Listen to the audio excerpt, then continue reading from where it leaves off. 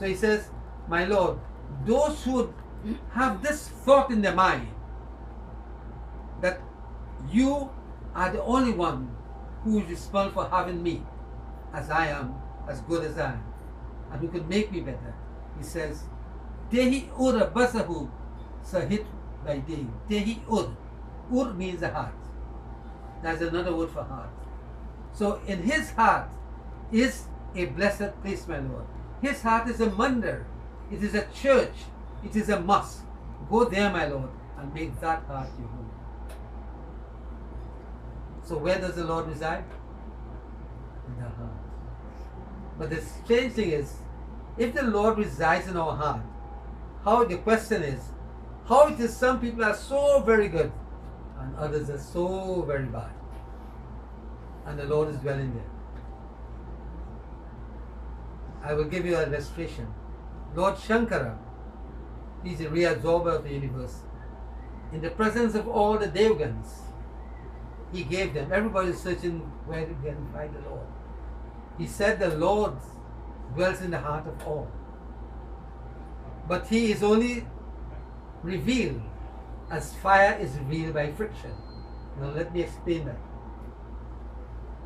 If when you take a match and the matchbox, you strike it, what emerges? Fire emerges, is that so? Did you create that fire? You did not create that fire. That fire was always there, but in a latent form. Latent means not manifest, you can't see it. It is there in a latent form. But it needed something for the fire to emerge. And what was that? The friction caused by the sulfur, both sulfur. That friction, it was caused the fire to emerge. It was already there. But to bring it manifest, to show it, we had to have that friction. In a similar way, the Lord dwells in all hearts. But the friction that is needed is prem. Prem is a word for love, divine love. When there is divine love within our heart, then the Lord reveals himself to us. How? In terms of our speech, we speak good.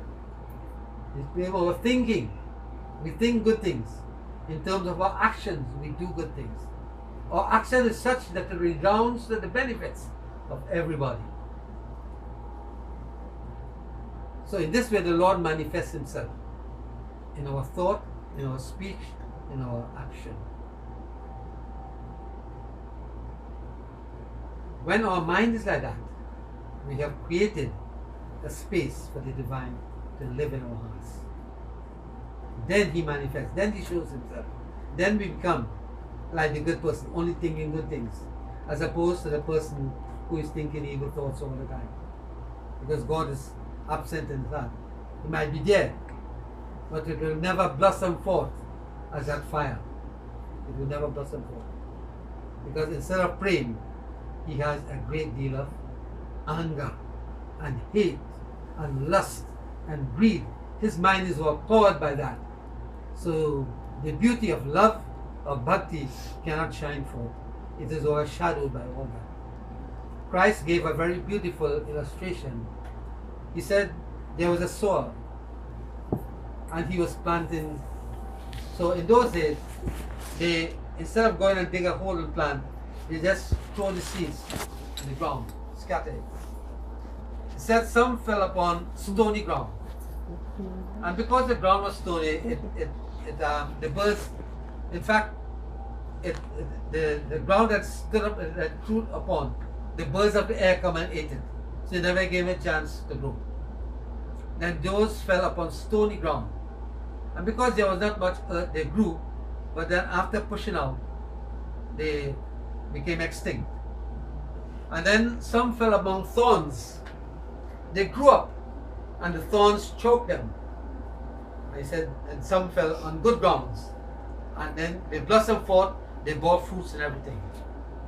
Now the third one, where it fell among thorns, is we all are there like those seeds, blossoming. But at some point in time, the things of the world begin to choke us, like the thorns.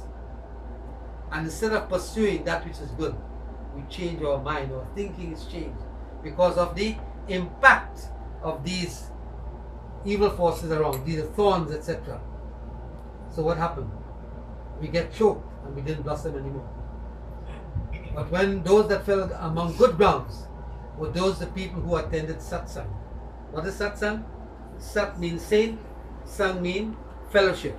To be in the fellowship of the saints, of the holy ones. When you are in the among the holy ones, you think good, you act good, you do good. But when you are in the other kind of fellowships, then what do? They choke you and you cannot blossom forth. So my dear friends, I hope that you all have enjoyed this evening presentation. I pray that Sri Ram, Sri Krishna, all the various deities would bless this home in a very particular, in a very special way, and that our sister here and the family will have a wonderful stay in their home. But as I said, whilst you want to live comfortably in a home, there is this home which must be kept in a special way. Once you begin, when this home becomes that holy ground where Sri Ram lives, where Sri Shiva lives, where Lord Krishna lives, then everything will be happy. No matter what troubles you have, it will come to pass, and you will be able to raise above that all the time. So with these thoughts in mind, I want to join me in Arati and closing prayer.